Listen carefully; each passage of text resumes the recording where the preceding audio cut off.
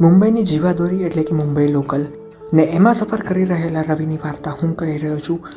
શું છે જેનું નામ છે જિંદગીના પાને અને હું છું અક્ષત. વાર્તા કહી રહ્યો છું રવિ અને પેલા કાકાની. રવિ પેલા કાકાની પાછળ ઠાણે ઉતરો અને કાકાને કીધું કે કાકા આ તમારી ડાયરી. અને કાકાએ એ ડાયરી રવિના હાથમાં આપી અને પૂછ્યું કેમ.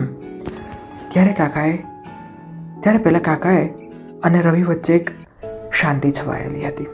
કાકાએ રવિના ખભે હાથ મૂક્યો અને કહ્યું, બેટા, હું રોજ જોઉં છું કે લોકો ટ્રેનમાં માત્ર જગ્યા માટે ઝઘડે છે, ધક્કા મારે છે. કોઈ કોઈના ચહેરા પરનો થાક કે ખુશી નથી જોતું.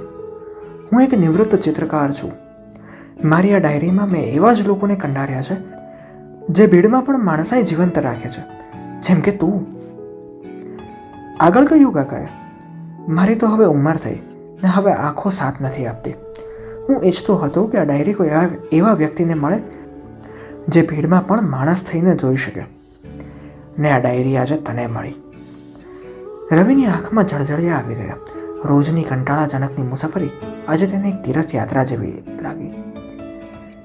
કાકાએ પોતાના થેલામાંથી એક કોરી ડાયરી અને પેન્સિલ કાઢી રવિના હાથમાં આપીને અને કહ્યું, એ ડાયરી તું રાખ, એમાં તારું ભૂતકાળ છે. અને આ કોરી ડાયરીમાં હવે તારે લોકોની ખુશીઓ નોંધવાની છે.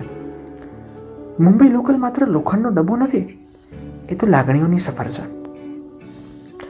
ટ્રેનની વિસલ વાગી. કાકાએ ઠાણેની ભીડમાં ઓગળી ગયા. રવિ ફરી પાછો એ ટ્રેનમાં ચડ્યું. હવે તે કલ્યાણ જઈ રહ્યો હતો, પણ તેનું મન બદલાઈ ગયું હતું. તેણે કોરી ડાયરી ખોલી અને સામે બેઠેલા એક થાકેલા મજૂરનું સ્મિત દોરવાનો પ્રયત્ન કર્યો. જિંદગીના પાને શોમાં આ હતી આજની વાર્તા. Train number 9147.